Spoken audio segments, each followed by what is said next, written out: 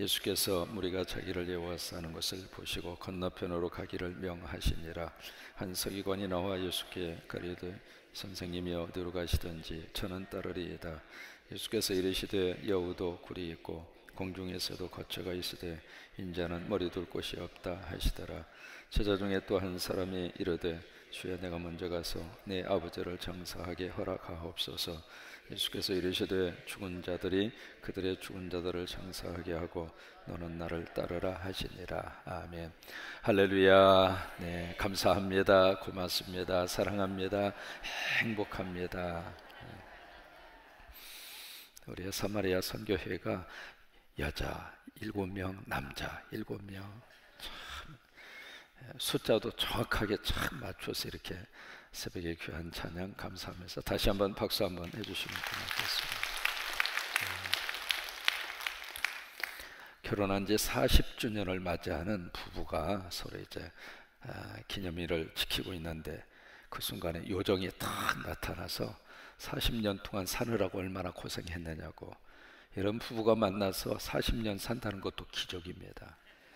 그래서 미국 사람들한테 소개를 할 때 저는 한 여자하고 살고 있습니다, 그렇게 이야기하면 그 조커가 그들한테 있어서는 신선한 충격으로 그렇게 올 정도로.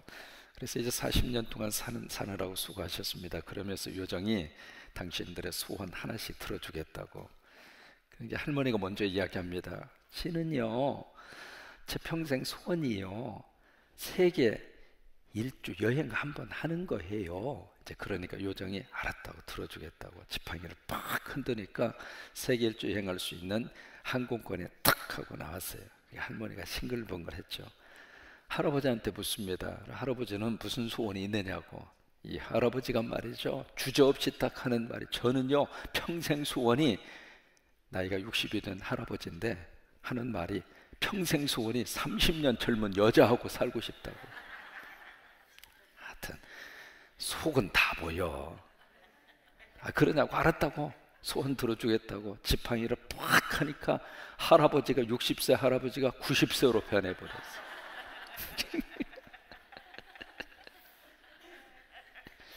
이 사람이 욕심이 과하면 화를 불러 일으키게 되어져 있습니다. 여러분, 예수님 안에서 오늘 하루를 감사하고 사는 게 행복입니다. 이게 있으면은 행복하겠거니 아니에요. 그것이 이루어지면 그때부터 또 다른 것이 눈에 이렇게 띄게 되어져 있어요. 그래서 이게 어떤 조건적인 그 속에서 감사와 행복을 찾기 시작한다면 한도 끝도 없어요. 그저 오늘 주신 하루가 감사하고, 그저 오늘 주신 은혜가 감사하고, 오늘 내가 먹을 수 있는 것이 감사하고, 먹은 것이 뒤로 푹 하고 나오는 것이 감사하고, 이 먹기만 하고 안 나와도 곤란하잖아요. 하수도가 막히지 않는 게 축복이에요. 여러분, 화장실 다녀오시면서 할렐루야 3번 외쳐야 돼요. 그게 보통 사건입니까, 그게? 그래서 현재 나에게 주신 것 때문에 감사하면서 오늘 하루도 행복하게 사시게 되기를 바랍니다. 오늘 이제 본문의 말씀은 예수님의 많은 무리들 속에 이렇게 예워서 있는 것을 이제 보게 됩니다. 예수님이 있는 곳에는 사람이 있었어요. 왜 그럴까? 주님에게 가면 문제를 해결함 받으니까.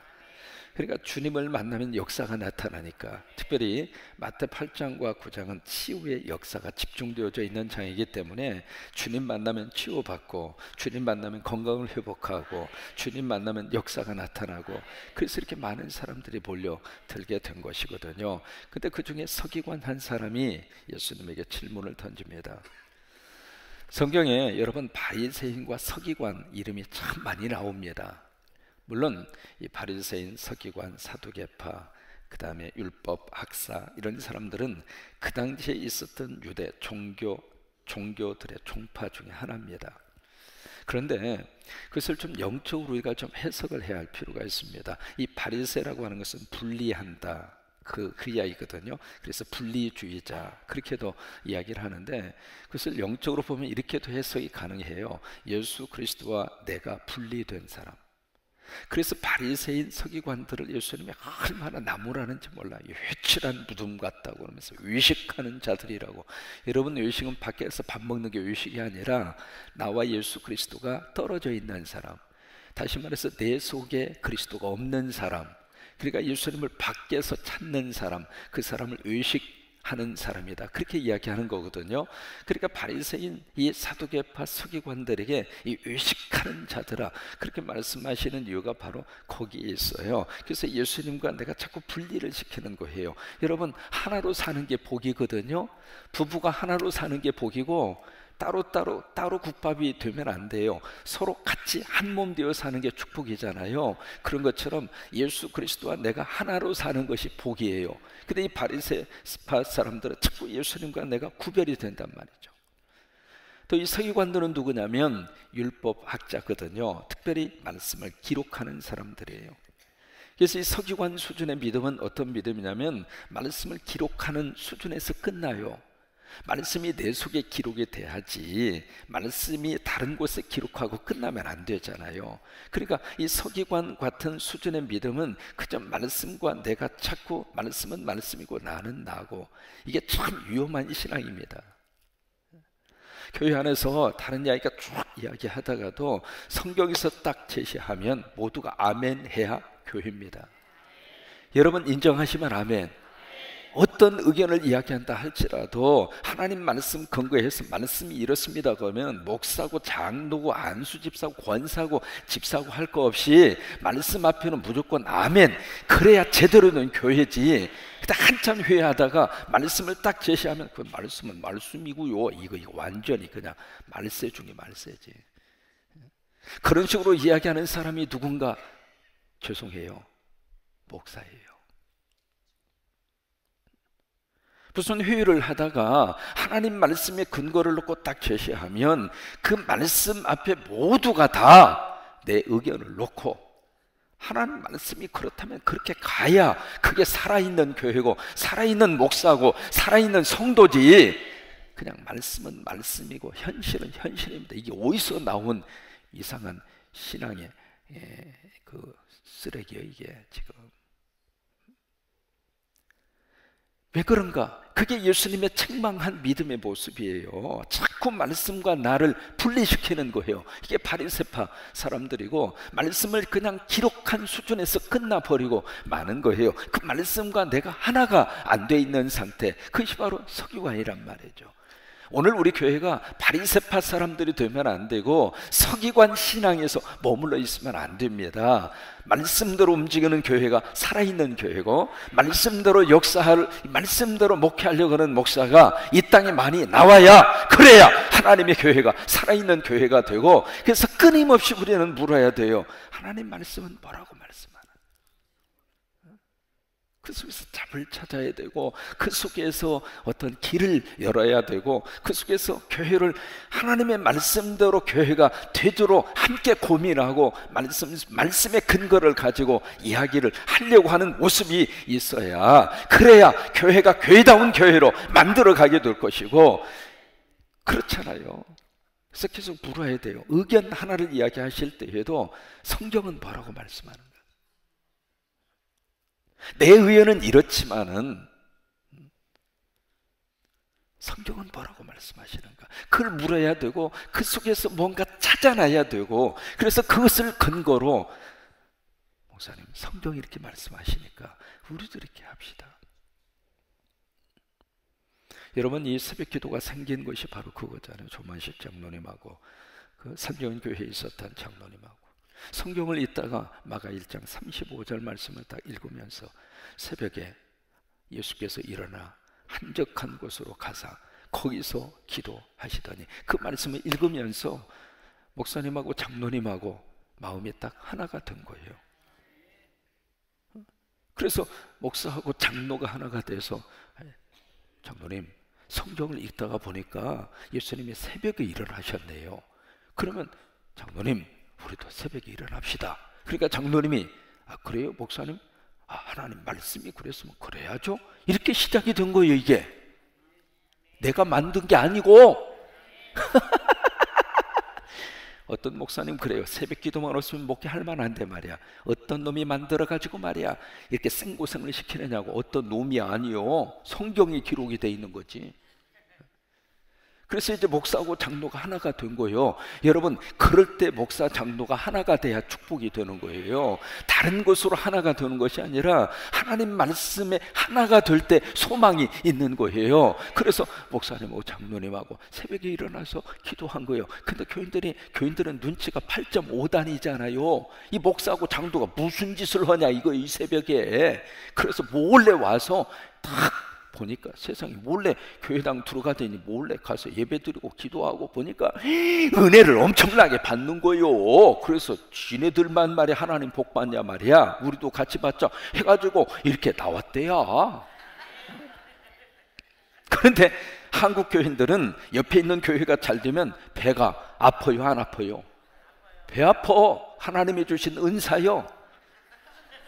그래가지고 옆에 있는 교회가 잘 되니까 이거 우리 교회는 뭐요? 우리 교회도 말씀대로 해요 해가지고 옆에 있는 교회가 새벽기도 하니까, 새벽기도 하면 하나님이 복 주시거든. 새벽기도 하면 역사가 나타나거든. 새벽을 깨우면 하나님이 경제적으로도 깨워주시고 가정적으로도 깨워주시고 자녀들에게도 깨워주시고 막 깨워주고 하나님이 도와주시니까, 왜? 내가 새벽에 너희를 도우리라. 그러니까 막 옆에 있는 교회가 막 일어나고 하나님의 도움을 받으니까 그게 막 불길처럼 번져가지고 한국의 새벽기도가 그렇게 된 거예요. 어떻게 아느냐고요? 내가 읽어서 알아요. 그 시작이 바로 어디에서 이루어졌느냐? 말씀에서 이루어진 거예요. 꼭 물어야 돼요. 특별히 여러분 회의할 때는 꼭 물어야 돼요. 재직회 그냥 내 생각 이야기하는 시간이 되면 의미 없어요. 그런 재직회 백날 해봤자 뭐가 나옵니까? 당위를 할 때도 그러고 재직회를 할 때도 그러고 하나님 말씀 뭐라고 말씀하시는가? 그걸 물어야지. 그 돈 쓴 거 가지고 이미 써버린 것 가지고 이야기하면 뭐합니까? 앞으로 그런 재직회 하기 싫어요. 그래서 돈 쓴 것은 인터넷에 다 올리고 궁금하면 들어가서 보고 좀 궁금하면 와서, 교회도 다 조직이 있고 시스템이 있고 그러니까 책임 맡은 사람 책임 맡긴 분에게 가서 확인도 하고, 그래서 좀 궁금하면 가서 정확하게 다 거기서 들여다보고, 그렇게 해서 이것이 우리가 서로 모일 때마다 하나님 말씀은 뭐라고 말씀하시는가, 그래서 그것을 물으면서 그 말씀대로 교회가 비전을 품고 말씀대로 교회가 꿈을 가지고 가고 말씀대로 미래를 바라다보고, 그래서 말씀대로 물으면서 말씀대로 여기에서 일어날 수 있도록 여러분 그런 앞으로 회의가 계속해서 이루어졌으면 좋겠어요. 서기관은 말씀을 기록하는 것은 선수였지만 말씀대로 움직이지 않았어요. 그래서 주님의 책망을 받은 거예요. 그런데 여러분 오늘 이 구절은 여러분 잘 들으셔야 돼요. 왜? 성경은 이렇게도 해석할 수 있다라고 보여주는 게 오늘 본문의 대표적인 본문입니다. 19절에 서기관이 예수님에게 와서 그렇게 해요. 선생님 어디로 가시는지 저 따를게요. 참 기가 막힌 고백이잖아요.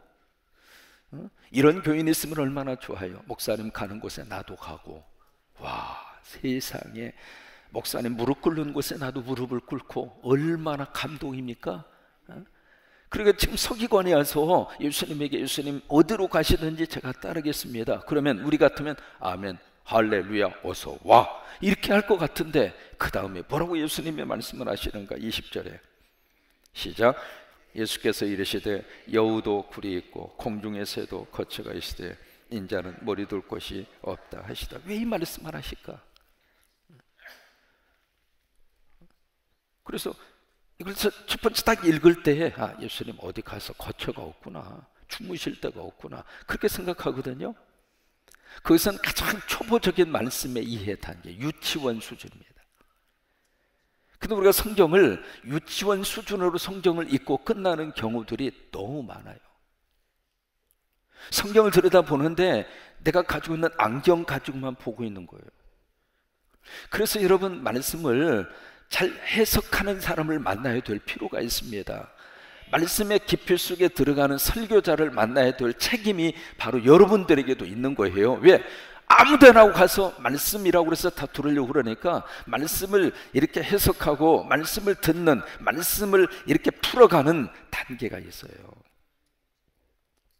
여기 여우가 뭐고 새가 뭘까? 거기서부터 물어야 돼요. 성경을 바르게 해석하는 첫 번째 방법이 뭐냐면 물어야 돼요. 여우는 뭘까? 새는 뭘까? 아, 여우는 여우죠. 이렇게 나오면 더 이상 할 말이 없어. 여우는 아가서 2장 15절에 보시면은 우리의 포도원을 허는 작은 여우 새끼를 잡으라. 아가서 2장 15절 집에 가서 찾아보세요. 솔로몬이 그렇게 이야기합니다. 우리의 포도밭을 허는 작은 여우 새끼를 잡아라. 새끼라는 말은 없습니다. 그러나 작은 여우라고 하는 단어는 나옵니다. 그것을 잡으라, 그렇게 말씀을 하고 있습니다. 그게 바로 뭐냐면 성경에서 말하는 여우는 사탄을 의미합니다. 여기에 우리의 포도밭이라고 하는 것은 우리 가정을 허무는 작은 여우 새끼를 잡아라. 여러분, 우리 부부의 관계와 가정을 허물고 깨는 여우들이 있습니다. 그것도 큰 여우가 아니라 작은 여우. 부부의 관계를 이상하게 만드는 것은 큰 일이 아닙니다. 큰 사건이 아닙니다. 사소한 것, 아주 사소한 것. 밥을 먹다가 여보, 왜 나 콩자반 좀 갖다 줘. 근데 그날따라 그 여보가 조금 몸이 불편해. 당신이 갖다 먹으면 안 돼? 발이 없어, 손이 없어? 그렇게 말할 수 있잖아요. 그럼 알았어, 나 발 있어, 갖다가 꺼내서 먹으면 되잖아요. 그때부터 이 부부가 토라지기 시작한 거예요. 그래서 6년 동안 말을 안 했대.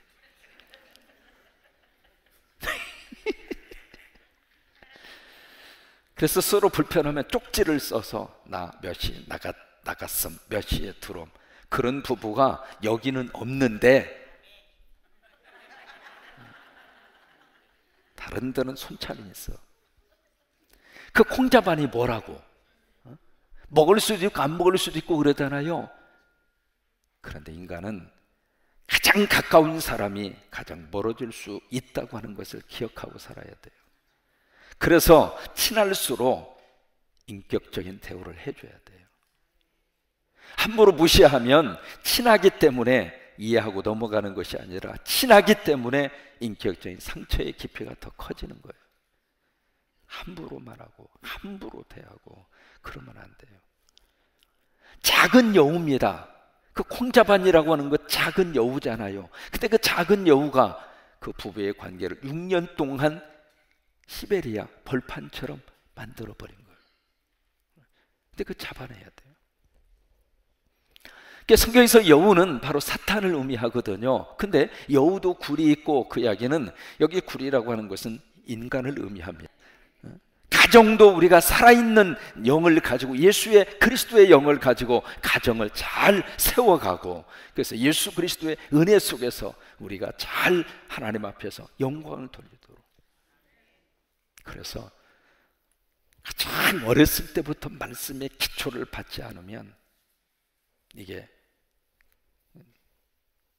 앞으로 우리 교회가 저 밑바닥에서부터 영아부부터 시작해서 말씀의 기초 속에 들어와서 제대로 이 기초를 다져가고, 영아부, 어린이집, 유치부, 유년부 할 것 없이 전부 밑에서부터 제대로 된 말씀의 기초 속에서 훈련을 받고, 그 친구들이 자라나면서부터 우리 성광교회가 미래를 더 아름답게 들여다보고, 뭐 그렇다고 늦었느냐, 안 그래요. 지금부터 새벽만 나오면 돼야. 아무튼 여러분들이 이런 모습으로 마태복음만 제대로 한번 들으시면 성경을 보는 눈이 띄어지게 될 거예요. 아, 성경을 이렇게 보는구나, 성경은 이렇게 해석해 내는 방법도 있구나 라고 하는 것을 새롭게 깨달으면서 우리의 영성이 새로워지고 깊어지고 은혜 속에 거하게 될 줄로 그렇게 믿습니다. 서로 한번 축복하시기 바랍니다.